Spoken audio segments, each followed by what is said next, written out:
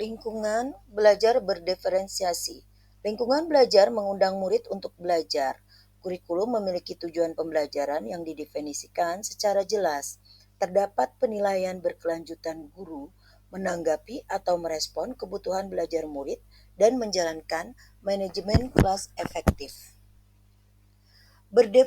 Berdiferensiasi proses berarti guru mengacu pada cara murid memahami dan memaknai apa yang dipelajari. Contoh, siswa visual lebih paham saat menonton video. Siswa auditorial mendapatkan momen O saat mendengar materi didendangkan. Siswa kinestetik merasa jelas atas materi guru saat melibatkan anggota tubuhnya dalam belajar, seperti tanya jawab sambil melempar bola, memilah kartu-kartu gambar, dan kartu gambar mengandung materi, membaca bacaan dari kartu-kartu puzzle. Langkah awal.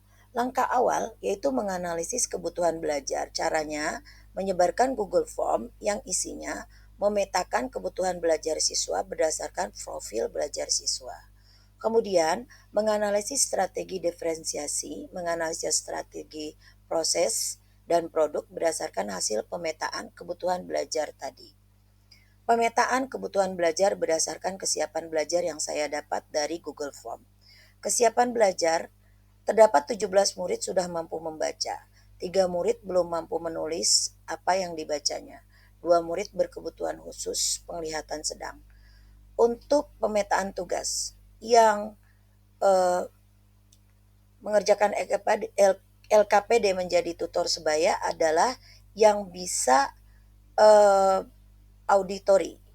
Kemudian yang mengerjakan LKPD menerima bantuan tutor sebaya 3 murid tadi yang hanya mampu membaca, tidak mampu menulis. Kemudian 2 murid berkebutuhan khusus mengerjakan LKPD dengan tulisan guru yang lebih dibesarkan dan dibantu tutor sebaya. Bagaimana isi form saat saya mencari dan memilah memetakan kebutuhan siswa? Di antara pertanyaannya selain nama, NISNIK, dan tanggal lahir, tinggi badan, berat badan, dengan siapa mereka tinggal, apakah mereka hanya memiliki ibu bapak atau hanya memiliki ibu saja atau memiliki bapak saja atau tinggal dengan kakek nenek, maka saya membuat pertanyaan juga yang bisa menjadi parameter bahwa mereka termasuk dalam gaya belajar auditorial, gaya belajar visual, dan gaya belajar visual kinestetik. Di antaranya saya menulis pertanyaan-pertanyaan seperti ini. Saya atau siswa lebih menyukai buku-buku yang menyertakan gambar atau ilustrasi. Iya atau tidak? Saya atau siswa terkesan sedang melamun saat membayangkan apa yang sedang saya dengar. Iya atau tidak? Saya atau siswa mudah mengingat apabila saya mendengar orang berbicara. Ya atau tidak? Saya harus membicarakan sesuatu masalah dengan suara lebih keras untuk memecahkannya. Ya atau tidak? Saya akan mudah menghafal dengan mengucapkannya berkali-kali. Ya atau tidak? Saya mudah mengingat sesuatu apabila itu didendangkan. Ya atau tidak? Saya tidak bisa duduk diam berlama-lama. Ya atau tidak? Nah, semua itu nanti akan berupa satu peta bahwa mereka yang menjawab pertanyaan 1 sampai 4 adalah jenis siswa yang visual. Kemudian selebihnya di bawahnya 5 sampai 7, 5 sampai 8 maksudnya itu termasuk auditori dan sisanya adalah visual kinestetik. Nah, ini adalah RPP berdiferensiasi yang saya buat berdasarkan pemetaan kebutuhan belajar siswa. Ternyata didapat profil belajar siswa yang visual itu ternyata mereka harus melibatkan badannya. Yang paling dominan itu Eonali, M. Aska, Al-Ghazali, Aska Danis, Haidar, Kendra Abirama, dan sebagainya. Semua itu saya jadikan sebagai bahan untuk menentukan diferensiasi konten, diferensiasi proses, dan diferensiasi produk.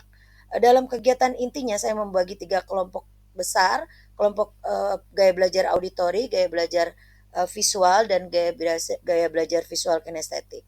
Untuk assessment as learning, saya membagi lagi beberapa kelompok Untuk assessment as learning-nya saya tanyakan kepada yang auditori, apakah mereka mau saya dengarkan cerita dari video atau menonton video bareng-bareng dengan yang lain karena ada visualnya juga ada auditorinya. Lalu mereka akan memilih makan lebih suka untuk menonton video. Kemudian untuk yang visual kinestetik saya akan menanyakan ke mereka, apakah mereka setelah menonton mau bermain kartu yang berisi gambar-gambar tentang kegiatan. Oh ya, saya lupa. Saya menceritakan pertama-tama tujuan pembelajaran bahwa kita akan mempelajari manfaat olahraga terhadap perkembangan tubuh. Ketika mereka telah tahu tujuan pembelajarannya, lalu mereka dibagi menjadi tiga kelompok tadi, visual, auditory, dan kinestetik. Lalu saya membuat assessment as learning dengan menanyakan keinginan mereka, menentukan format penilaian formatif yang seperti mereka inginkan. Ternyata kebanyakan menginginkan mereka ditanyakan dalam bentuk bercerita ke depan, kemudian dalam bentuk menyusun kartu untuk visual kinestetik, dan untuk auditori bercerita ke depan tentang manfaat olahraga, dan untuk visual saja itu menulis jawaban-jawaban dari pertanyaan yang saya buat. Mengenai rubrik penilaian, kriterianya saya buat menjadi 4 aspek. Aspek baik sekali ketika mereka sudah bisa bercerita dengan runut, subjek, predikat, objek, dan ada di dalamnya kalimat-kalimat yang mengandung manfaat olahraga. Kemudian ada kriteria baik, ada kriteria cukup, dan ada kriteria perlu pembimbingan. Nanti ada di lampiran. Nah, bagaimana dengan lampiran bahan ajar?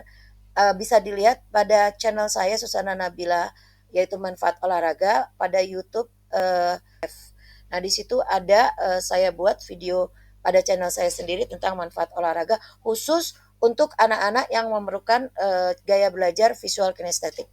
Untuk visual kinestetik pada assessment as learning-nya, saya buatkan kartu-kartu susun kalimat untuk membuat kalimat menjadi kalimat utuh tentang manfaat olahraga. Untuk gaya belajar